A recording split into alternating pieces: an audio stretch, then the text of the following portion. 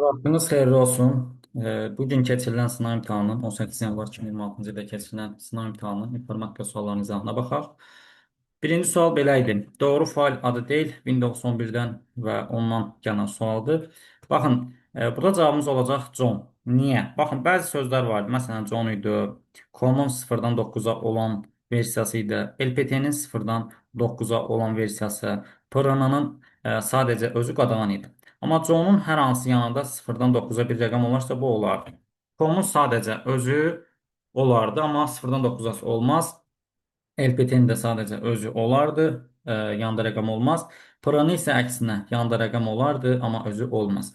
Baxaq, A variantına bir dənə fikir versəz, LTP-dir, LPT deyil. Bu bizi çaşdıra bilər.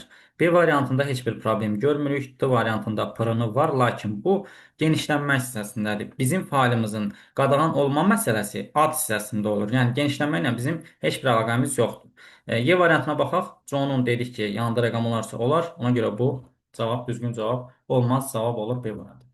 Fiber optik kabellər haqqında səhv fikri seçin. Qeyd edeyim ki, bu PDF-də bəzi suallar imtahan modelinə uyğunlaşdırılıbdır. Orada kompüterlə verilən imtahan sualları tam yadda qalmır deyə uyğunlaşdırıb vermişik. Burada səhv cavablar 1 və 2-dir. Nəyə görə?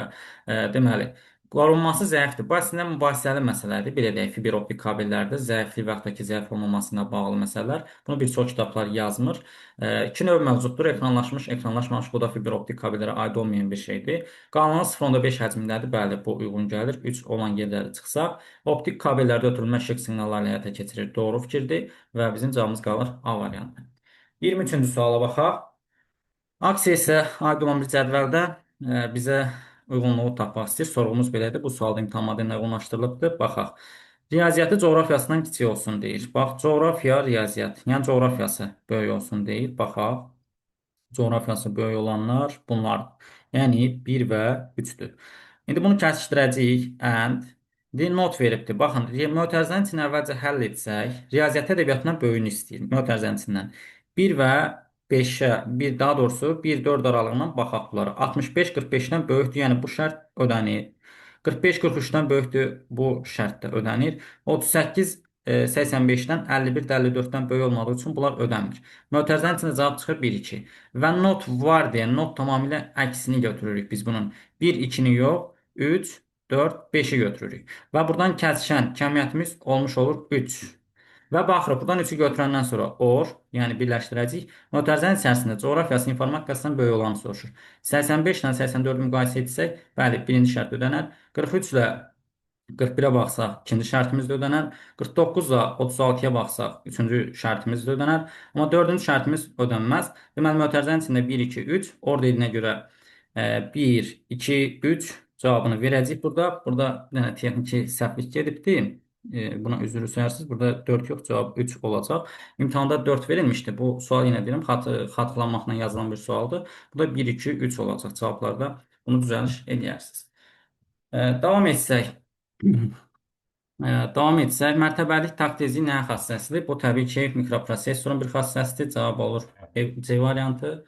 Hipermətnlərin ötürülməsi protokoldur. Hipertekst transfer protokol B variantı cavab olur. Dövlət idarəetmə və cəmiyyətin ifadə edən istifadəsi elektron hökumət adlanır. Gəldik 27-yə.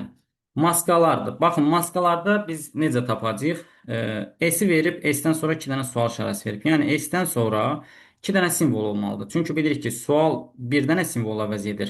Ulduz istənilən qədər simvoldur. Yəni orada sual varsa, sual boş-boşuna qoyula bilməz. Yəni sual var demək o demək ki, S hərfindən sonra 2 dənə bizim orada simvolumuz olmalıdır. Baxaq, S-dən sonra bir dənə simvol var. Deməli, biz 1 olan yerləri avtomatik olaraq cavablardan çıxa bilərik. Və D-dan sonra da baxıram 2 dənə sual şərəsi var. Deməli, D-dan sonra maksimum 2 dənə hərf ola bilər. Baxaq görək 2-ni də cavablardan xaric etsək, avtomatik cavabımız 3, 4, 5 qalır. Baxaq, deməli, burada indi bir dənə baxsaq, S-i salamat saxlasaq, J-ya sual desək, T-yə və alt xəttə sual desək, şərtimiz ödənir. D-ni salamat saxlayıb, F və B-ya da biz sual deyə bilərik. Dördüncü şərtimizdə də S-i salamat saxlayıb T-ya və alt xəttə O-ya, C-ya sual deyə bilərik. S-i salamat saxlayıb J-ya, bir də T-ya xətt deyə bilərik, sual deyə bilərik. 3, 4, 5-dir. 5-də bir dənə xətt işarəsi olmalıdır. Bu düşmübdür. O-cuya da sual işarəsini qoya bilərik. Cavab olar 3, 4 və 5-də verilən fikirlərimiz. 28. PowerPoint 2019 proqramına aid olan genişləmələr təbii ki PPT-X və PPC-X-dir. PPC-X bilirik ki, show deməkdir buradakısı, yəni nümayiş formatında olan bir təqdimat sənədini göstərir. 29 dəfələrlə qəbula düşmüş, dövlət sınağına düşmüş bir sual idi və bu gün də gəldi, yenə düşdü. Deməli nədir? Driver xarici qurulan işini idarə edən proqramdır. Cavab olacaq xarici qurulan işinə nəzarət edən, idarə edən proqram. Deməli cavabımız olur B variantı. İnformasiyanın növlərini seçməyimizi bizdən tələb edən belə bir sadə sual var idi.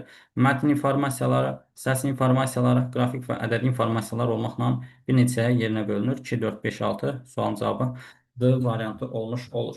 31-ci sualda uyğunlaşdırılmış bir sualdır, amma sualın şərti və variantları uyğunluq təşkil edir. Listə əlifba siyahısı ilə düzülür və təfərrüatlı məlumatlar əks olunur. Anı buraya yazsaq. Detailsdə bütün məlumatlar görünür, həcmi, son düzəliş tarixi və bunlara əsasən də biz filtr verə bilirik. Ona görə C-ni də buraya yazırıq. Content isə cədvəl ardıcılığı ilə düzülür. B-ni də buraya yazırıq. 32. Verilən fraqment hansı net qrupuna aiddir? Baxın, Word proqramına, elə Word proqramındayıq, açaq baxaq. Insert link tabına bir dənə diqqət yetirsək, Illustration link qrupasında bu elementlər yerləşir. Rahat bir sual idi, cavab olur A variantı, Illustration qrupası.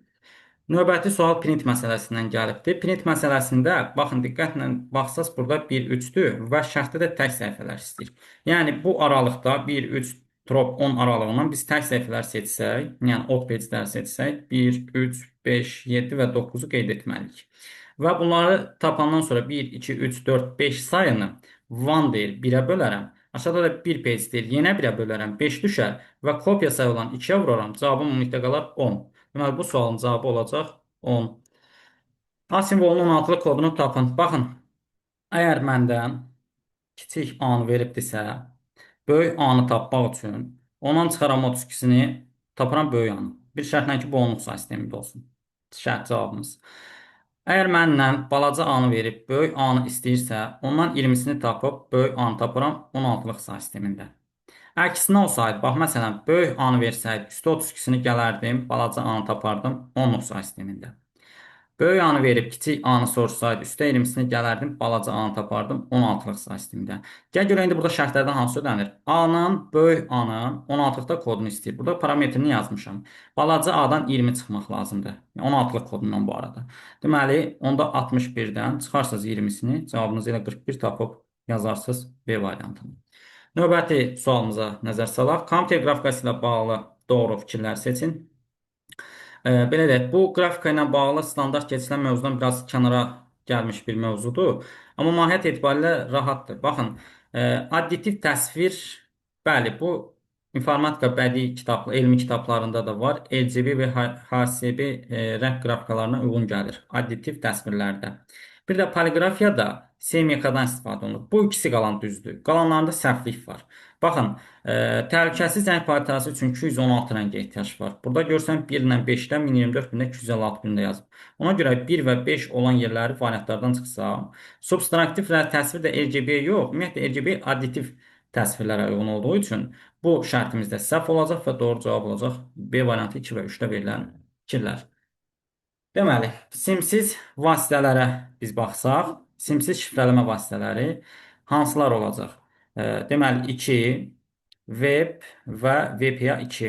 Bu informasiya təhlükəsizliyi bölməsində keçilən bir mövzudur. Eyni zamanda şəbəkələrlə də əlaqəsi olan bir mövzudur bu. 2, 5, 6 bizim simsiz şifrələmə vasitələrimizdir. Wi-Fi-lərdən çox, məsələn, VPA və VPA 2-dən istifadə olunur. Weblərdən də bəzən internetdə şifrələmə kimi istifadə oluna bilər.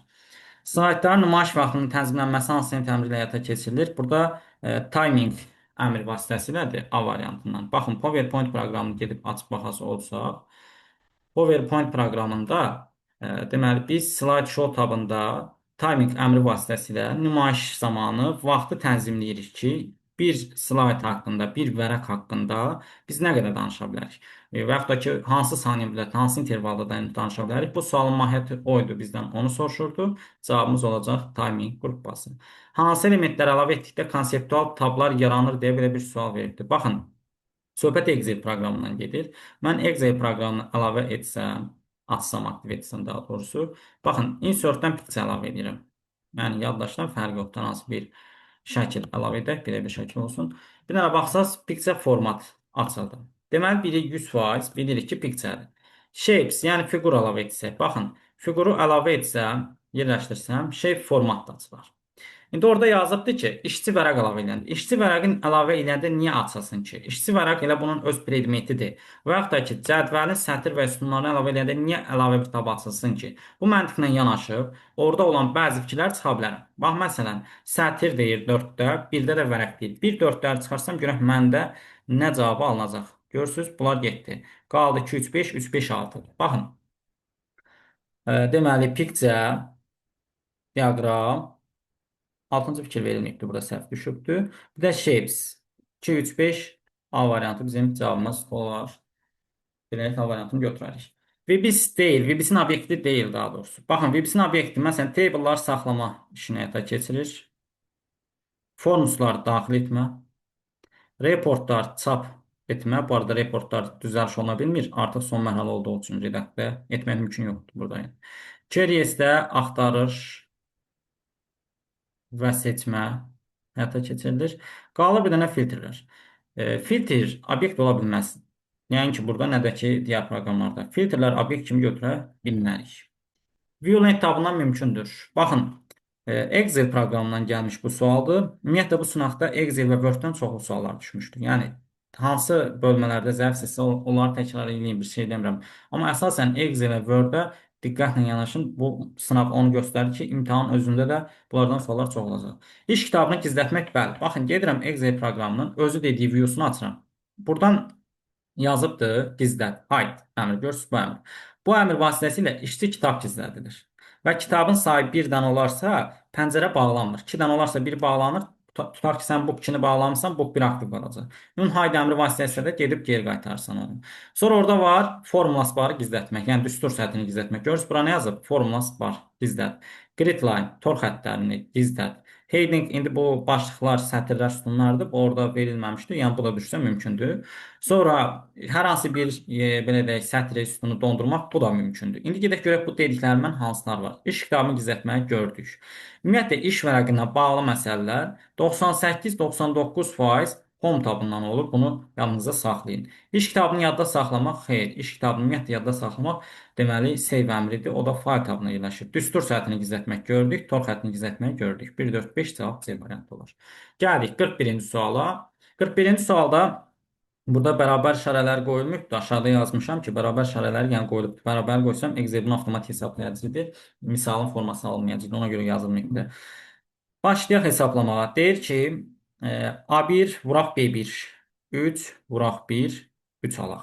A2-dən B1-i çıxaq. Yəni 3-dən 1-i çıxaq. Eləsin 2, 2-yə də vuraq, eləsin 4.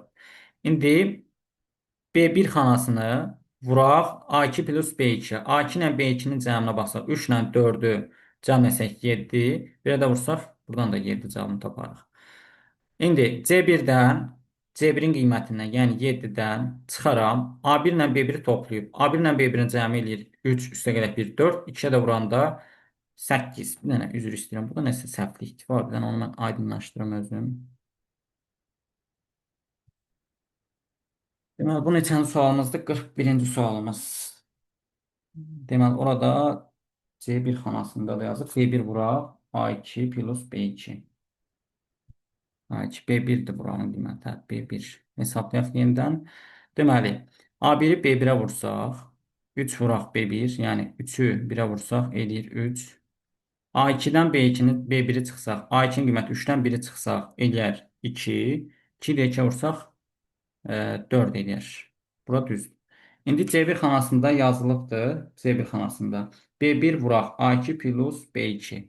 Olduğu kimi. B1-in qiyməti 1-dir. A2 ilə B2-ni toplasam, vursam. Yəni 3 ilə 4-ə toplayıb 1-ə vursam 7 alaram.